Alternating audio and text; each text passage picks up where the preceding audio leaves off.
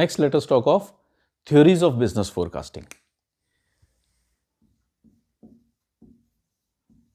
Theories of business forecasting. कुछ theories हैं, कुछ प्रिंसिपल्स हैं जिनके ऊपर बेस्ड हम फोरकास्टिंग को करते हैं. फॉर एग्जाम्पल, पहली थ्योरी जो हम देख रहे हैं वो क्या है? टाइम लैग और time sequence theory. Then we have action and reaction theory.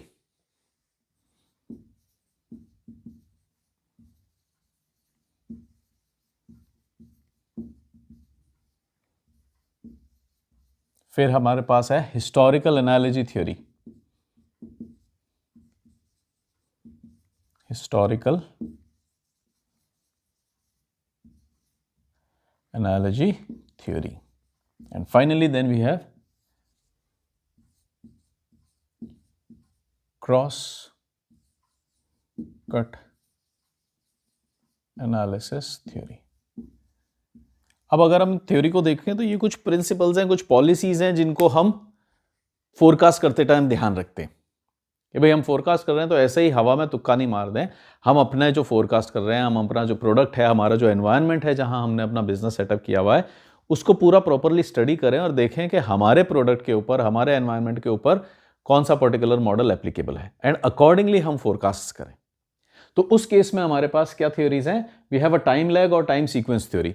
ये थ्योरी क्या सजेस्ट करती है कि जब भी आप कुछ करते हैं, कोई एक एक्शन लेते हैं, तो उसका जो बाहर हमारे को आउटकम नजर आएगा, there is a time lag between it.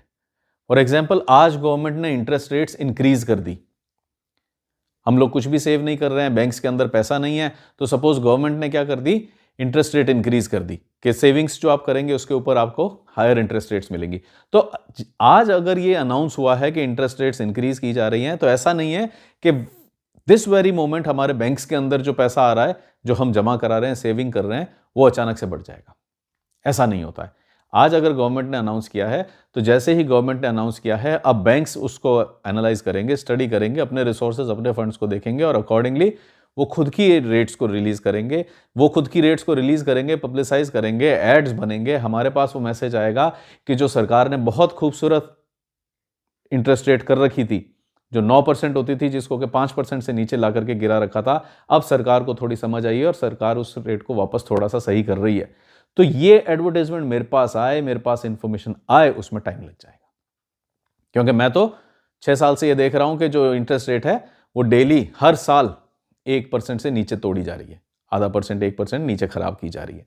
तो मेरा तो ये एक इंप्रेशन बना हुआ है कि अब कभी इंटरेस्ट रेट्स अच्छी नहीं होंगी. लेकिन अगर सरकार को ये समझ आ जाए और वो इकोनॉमी के लिए कुछ करने पे आ ही जाए, तो फिर क्या होगा, बैंक्स पे आया, बैंक से एडवर्टाइजमेंट हुआ, एडवर्टाइजमेंट मेरे पास आएगा. अब इस पूरे प्रोसेस के अंदर 15-20 दिन, महीना, 2 महीने का टाइम लग सकता है. और अब जब मैं ये एडवर्टाइजमेंट देख लेता हूं, मैं सेफ हो जाता हूं कि हाँ भाई, बैंक्स के अंदर अच्छा पैसा मिल रहा है, अच्छी सेविंग्स रेट मिल रही है, तो मैं पैसा डालना शुरू करूंगा. तो आइडिया इज कि आज एक इम्पिटस आया, आज एक चीज हुई, एक्शन हुआ, और उसका जो मेरे को रिजल्ट मिल रहा है, उसको रिजल्ट को मिलने में थोड़ा टाइम लग जाएगा. 1 महीना, 2 महीना, डिपेंडिंग ऑन कैसी हमारी साइकिल है, कितना टाइम लग जाता है एक चीज को हमारे पास आने में. फॉर एग्जाम्पल, आज से मैं ये कह देता हूं कि हमारी ये टाइमिंग्स रहेंगी, तो जैसे ही मैंने डिक्लेयर कर दिया, अचानक जरूरी नहीं है कि कल सब जने सही टाइम पर आ जाएं, क्योंकि हमारे को अपना सीक्वेंस थोड़ा सा चेंज करना पड़ेगा, थोड़े से एडजस्टमेंट्स करने पड़ेंगे. तो हो सकता है शुरू के 3, 4, 5 दिन तक कोई जना 2 मिनट लेट हो रहा है, कोई जना 3 मिनट लेट हो रहा है, कोई जना 5 मिनट लेट हो रहा है, और फिर धीरे धीरे क्या होगा, सब जने एक सही टाइम के ऊपर आने लग जाएंगे. तो ये है basically concept of time lag, कि कोई भी चीज आज जब हम इंप्लीमेंट करते हैं, उसका जो रिपल इफेक्ट है वो बाहर नजर आने में टाइम लग जाता है. आज अगर सपोज इन्फ्लेशन बढ़ जाता है, महंगाई बढ़ जाती है, तो उसका नतीजा क्या होता है, सरकार डीए बढ़ाती है, गवर्नमेंट जो सैलरीज होती हैं उसके अंदर जो डीएनएस अलाउंस होता है अपना, उसको इंक्रीज करती है. तो ऐसा नहीं है कि आज इन्फ्लेशन बढ़ गया, आज महंगाई बढ़ गई, आज पेट्रोल का दाम बढ़ा दिया सरकार ने, 70 रुपए से लेकर 90 रुपया, 100 रुपया कर दिया पेट्रोल का दाम, तो ऐसा नहीं है कि कल मेरी सैलरी बढ़ जाएगी. अब इसका जो रिपल इफेक्ट आएगा कि सारी चीजें धीरे धीरे महंगी होंगी, डीए भी बढ़ेगा. वो डीए बढ़ने में 2 महीने 3 महीने लग जाते हैं. तो आज अगर महंगाई बढ़ गई है तो जो डीए के अंदर मेरे को उसका इंपैक्ट दिखेगा, क्योंकि DA is related to our cost of living. हमारा जो कॉस्ट ऑफ लिविंग इंडेक्स है उससे रिलेटेड डीए होता है कि अगर महंगाई बढ़ रही है तो फिर डीए भी बढ़ेगा। तो अब ऐसा नहीं है कि 1 तारीख को महंगाई बढ़ गई, 1 तारीख को हमारा पेट्रोल महंगा हो गया तो 1 तारीख को ही तनख्वाह भी ज्यादा मिल जाएगी। 1 तारीख को पेट्रोल महंगा हुआ है, अगले 2-3 महीने के अंदर सरकार बोर्ड बनाएगी, पैनल बनाएगी, कमेटी बनाएगी जो रेकमेंड करेगी कि डीए इतना बढ़ा दिया जाए, तब कहीं जाकर के डीए बढ़ेगा। तो एक चीज आज हुई लेकिन उसका इंपैक्ट थोड़े टाइम बाद आया। This is idea of time lag और टाइम सीक्वेंस थ्योरी। अब ये हमारे लिए कब काम आती है कि जैसे ही हम देखते हैं कि कोई पॉलिसी चेंज आ रहा है, जैसे ही हम देखते हैं कि प्राइसेस के अंदर चेंज आ रहा है, अचानक से कल हमारी फोरकास्ट चेंज नहीं होगी। हमारी फोरकास्ट पे उसका हम स्टडी कर सकते हैं पास्ट से कि जनरली पास्ट में जब प्राइसेस चेंज हुई हैं, हमारा जो प्रोडक्ट की डिमांड है वो इंक्रीज या डिक्रीज कितने टाइम में हुई है। तो अगर मेरे को अपना टाइम लैग समझ में आ जाता है, जनरली हर जगह टाइम लैग होता है। ऐसा नहीं है कि मेरे को कोई वायरल इन्फेक्शन हुआ और अचानक से मैं बीमार हो गया। मेरे को कोई वायरल इन्फेक्शन होगा तो उसमें भी टाइम लैग है कि उसको 1.5 दिन 2 दिन मेरे अंदर बढ़ना होता है, उसके बाद मेरे को कहीं पे बुखार नजर आता है या कोई जुकाम नजर आता है। कोरोना का तो हम देख रहे हैं तो 10 to 14 डेज का इंक्यूबेशन पीरियड है। तो वो क्या है, टाइम लैग है कि इन्फेक्ट होने से इंपैक्ट दिखने तक कितने दिन का फर्क है, दैट इज टाइम लैग। तो अगर हमने टाइम लैग को अच्छे से पढ़ लिया तो हम फोरकास्ट भी अच्छे से कर सकते हैं। एटलीस्ट उन फोरकास्ट के अंदर ध्यान रख सकते हैं। हम ऐसे एकदम से अचानक से कुछ भी चेंज हो रहा है और अपनी फोरकास्ट बदल दें, ऐसा नहीं है। मेरे को पता है कि भाई कोई भी बाहर एनवायरनमेंट के अंदर चेंजेस होते हैं, गवर्नमेंट पॉलिसीज के अंदर चेंज होते हैं, पेट्रोल प्राइसेस के अंदर चेंज होते हैं, तो मेरे ऊपर इंपैक्ट आते आते उसके अंदर 15-20 दिन लग जाते हैं। तो उस टाइम लैग को अगर हम स्टडी कर लें तो अपनी फोरकास्ट को एडजस्ट कर सकते हैं। Then there is action and reaction theory. Action and reaction theory क्या कहती है कि कभी भी आपका कोई एक्शन होगा तो उसका इक्वल एंड ऑपोजिट रिएक्शन भी होएगा। क्या मतलब हुआ कि अगर आपने ये पेन सपोज 40 रुपीज का मिलता है, अब अगर आप इसको 100 रुपीज का कर देते हो तो क्या होगा, हर कंपनी को इस पेन के अंदर प्रॉफिट नजर आने लगा कि यार ये 40 रुपए की चीज है, 100 रुपीज में बिक रही है, मैं भी बनाऊंगा, मैं भी बनाऊंगा। और सारे बिजनेसेस क्या करने लग गए, आज ये पेन बनाने लग गए। अब क्योंकि इसकी प्राइस बढ़ गई थी तो सब जनों ने ये पेन बनाना शुरू कर दिया। अब उसका नतीजा क्या होगा कि इसकी प्राइसेस गिरनी शुरू होंगी। क्यों गिरनी शुरू होंगी कि पहले इसकी 100 यूनिट्स आती थी मार्केट में, आज हर कोई ये पेन प्रोड्यूस कर रहा है तो इसकी 1000 यूनिट्स आ रही है मार्केट में। अब उन सबको बेचना है तो बेचते टाइम क्या कहेंगे, 100 में नहीं बिक रहा है, आप मेरे से 90 में ले जाइए। कोई दूसरा कहेगा कि मैं अपना पेन बेचूंगा 80 में बेचूंगा, कोई दूसरा कहेगा मैं अपना पेन बेचूंगा 40 में बेचूंगा, तीसरा कहेगा मैं अपना पेन बेचूंगा 20 में बेचूंगा। तो हुआ क्या, अगर आपने एक ऐसा एक्शन किया जो कि नॉर्मल मार्केट कंडीशन से अगेंस्ट था, जो कि जो नॉर्मल बिजनेस प्रोसीजर है उससे अगेंस्ट था, अगर ऐसा कोई एक्शन हुआ है तो उसका रिएक्शन होगा ही होगा। और फिर वो 20 रुपीज़ तक आ जाएगी, वो 30 रुपीज़ तक आ जाएगी इसकी सेलिंग प्राइस। और जब ये 30 रुपीज़ 20 रुपीज़ तक आ जाएगी तो लोगों को लगेगा कि इसको बेचने में तो कोई मज़ेदार बात नहीं है, वो लोग उसको बनाना बंद कर देंगे। अब धीरे धीरे जैसे लोगों ने प्रोडक्शन बंद किया है, इसकी यूनिट्स कम होने लग जाएंगी। जो हमने थाउजेंड्स ऑफ यूनिट्स बना ली थी वो कम हो जाएंगी, फिर कम हो जाएंगी तो ये अपनी नॉर्मल प्राइस जो है 40 रुपीज़ उस पर आकर के रुक जाएगा। So that is the idea कि एक्शन एंड रिएक्शन के अगर आपने कुछ ऐसा किया है, अगर मार्केट में ऐसा कुछ हुआ है जिसके कारण कोई चीज शूट कर गई है, ऊपर चली गई है, तो वो बबल बर्स्ट होगा और वो चीज वापस उतनी ही नीचे भी आएगी। This is action and reaction theory. तो अगर हम स्मार्ट हैं और हमारे को कहीं पे ऐसा कुछ दिख रहा है कि कोई ऐसी सर्च दिख रही है, अचानक से पता नहीं क्यों कोई चीज बढ़ गई है, अचानक से किसी की प्राइस बढ़ गई है, तो यू कैन एक्सपेक्ट कि ये कहीं ना कहीं नेगेटिव में भी जाएगी और करेक्ट होकर के वापस अपनी लेवल पर ही आएगी। तो this is idea of action and reaction theory. अब यहां जो भी हम थ्योरीज पढ़ रहे हैं उनका सिर्फ ये है कि आप अपनी फोरकास्ट करते टाइम इनको समझ को ध्यान में रख लें कि आप जब एक फोरकास्ट तैयार कर रहे हैं, आप देख लें कि आपके प्रोडक्ट के अंदर टाइम लैग होता है या नहीं होता है। जरूरी नहीं है कि हर प्रोडक्ट के अंदर टाइम लैग हो, और जरूरी नहीं है कि हर प्रोडक्ट के अंदर सेम टाइम लैग हो। किसी के अंदर 2 दिन का टाइम लैग हो सकता है, जैसे हमने वायरल की बात की। तो जो रूटीन वायरल्स होते हैं हमारे, वो 2-3 दिन के अंदर इंक्यूबेशन हो जाता है, हमारे यहाँ दिखने लग जाते हैं और 5-7 दिन के अंदर तो हम उससे ठीक ही हो जाते हैं। वहीं हम कोरोना की बात कर रहे हैं, 15 दिन का इंक्यूबेशन पीरियड है, 15 दिन के अंदर वो हमारे को दिखना शुरू होता है infection. So time lags can be different, जरूरी नहीं है कि हो भी तो भी अलग अलग साइज के हो सकते हैं। एक्शन रिएक्शन में भी ये है कि अगर आपको कुछ अनप्रेसिडेंटेड दिख रहा है, हाँ इसकी प्राइसेस बढ़ेंगी, ईयर ऑन ईयर बढ़ेंगी। आज अगर ये 40 रुपीज का है तो 5 साल 10 साल के अंदर ये 60-70 का भी हो जाएगा। लेकिन आपको लग रहा है कि ये 40 का था और आज अचानक 70 के अंदर बिक रहा है, तो डेफिनेटली ये नीचे भी आएगा शेयर मार्केट के अंदर। अब ये जो एक्शन रिएक्शन है जरूरी नहीं है कि इस पेन के ऊपर इतनी ज़्यादा काम करे, क्योंकि ये पेन 40 रुपीज़ का कल 70 का होगा भी नहीं। लेकिन अगर कोई मार्केट के अंदर शेयर है जो आज 40 रुपीज़ का और कल 70 का हो गया है, तो you can be assured of it कि वो नीचे भी आएगा, करेक्शन तो उसके अंदर होगा ही होगा। तो डिपेंड करता है कैसा प्रोडक्ट है हमारा, उस प्रोडक्ट में एक्शन रिएक्शन कितनी चलती है।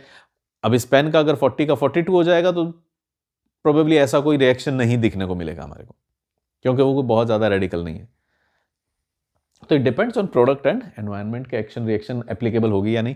ये एज अ मैनेजर आपको डिसाइड करना है कि मेरे प्रोडक्ट पे टाइम लैग एप्लीकेबल होगी, एक्शन रिएक्शन एप्लीकेबल होगी या क्या होगा। Then there is another theory which is historical analogy theory. Historical analogy theory क्या कहती है कि जो पास्ट में हुआ है वो फिर होएगा। History repeats itself. जिस तरह से पास्ट के अंदर किसी चीज की प्राइसेस बढ़ी हैं, आज किसी कारण से कम हो गई हैं तो छोड़ दो, ये वापस से बढ़ेंगी ही बढ़ेंगी। किसी चीज की डिमांड अगर पहले ज्यादा थी, धीरे धीरे बढ़ के ज्यादा हुई थी, तो आज भी बढ़ेगी। किसी चीज की डिमांड अगर बहुत ऊपर से लास्ट एकदम नीचे तक आ गई थी, तो आप भी एक्सपेक्ट कर सकते हो कि वो एकदम ऊपर से एकदम नीचे तक आएगी। This is historical analogy theory. ये क्या कहती है कि जो पास्ट में इवेंट्स अकर हुए हैं वो फिर कभी ना कभी अकर होंगे ही होंगे। This is historical analogy theory. इसकी एग्जैक्ट ऑपोजिट है क्रॉस कट एनालिसिस थ्योरी। ये क्या कहती है कि जो पास्ट में हो गया वो अब वापस नहीं हो सकता, क्योंकि पास्ट में और अब में कंडीशंस चेंज हो गई है। अगर कंडीशंस चेंज नहीं भी हुई हैं तो हमारी लर्निंग तो चेंज हो गई है। जो वर्ल्ड वॉर 1 से रिकवरी का मैकेनिज्म था वो वर्ल्ड वॉर 2 से रिकवरी का मैकेनिज्म नहीं रहेगा। हाँ, वर्ल्ड वॉर 1 के बाद भी पूरी दुनिया का पैसा खत्म हो गया, इकोनॉमीज डाउन चली गई। वर्ल्ड वॉर 2 के बाद भी ऐसा ही हुआ कि पैसा खत्म हो गया, इकोनॉमीज डाउन चली गई। लेकिन वर्ल्ड वॉर 1 के बाद जो रिकवरी का मैकेनिज्म सब कंट्रीज ने अपनाया, उससे बेटर मैकेनिज्म वर्ल्ड वॉर 2 के बाद सबने अपनाया। क्यों? क्योंकि कंडीशंस दोनों सेम थी, लेकिन हमारी लर्निंग्स चेंज हो गई थी। तो ऐसा नहीं है, जरूरी नहीं है कि जो हिस्ट्री में हुआ है वो रिपीट होगा। वर्ल्ड वॉर 1 और 2 तो फटाफट हो गए, 20-40 साल के गैप के अंदर हो गए।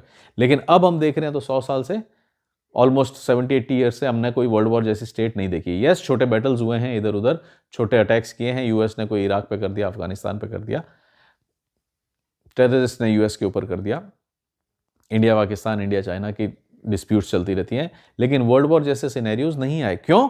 क्योंकि हमारी लर्निंग्स बढ़ गई हैं। अब हमारी लर्निंग्स बढ़ गई हैं कि वर्ल्ड वॉर 1 में हमारे को आइडिया ही नहीं था कि कितनी बर्बादी हो जाएगी, तो हमने वर्ल्ड वॉर 1 कर लिया।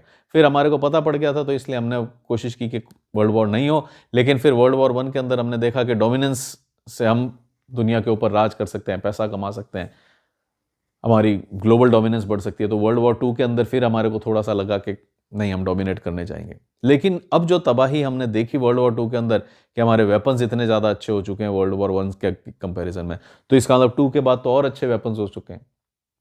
इसका मतलब डिस्ट्रक्शन और बड़े मैग्नीट्यूड का हुआ। तो क्या हुआ कि हिस्ट्री ने अपने आप को रिपीट नहीं किया, क्योंकि हमारी लर्निंग चेंज हो गई है, कंडीशंस चेंज हो जाती है। एक प्रोडक्ट जो 10 साल पहले लॉन्च हुआ था वो एक बार ड्रॉप हुआ और फिर वापस से उसने पिक किया। आज फिर अगर वो ड्रॉप हो रहा है और वापस से पिक करेगा तो there will be a difference. 10 साल पहले जब ये लॉन्च हुआ था तो ये एकदम नया कंसेप्ट था और कोई मार्केट में इसको बना नहीं रहा था। लेकिन आज जब ये नीचे गया तो जरूरी नहीं है कि ये नीचे जाकर के जैसे 10 साल पहले इसने बाउंस बैक किया था, आज भी ये बाउंस बैक करेगा। क्यों नहीं करेगा? क्योंकि उस टाइम तो कोई कॉम्पिटिटर नहीं था, ये एक ही पेन बिकता था। तो ये नीचे गया किसी कारण से, लेकिन लोगों को समझ में आ गया, तब इसकी एक्सेप्टेंस बढ़ गई और ये वापस बिकने लग गया।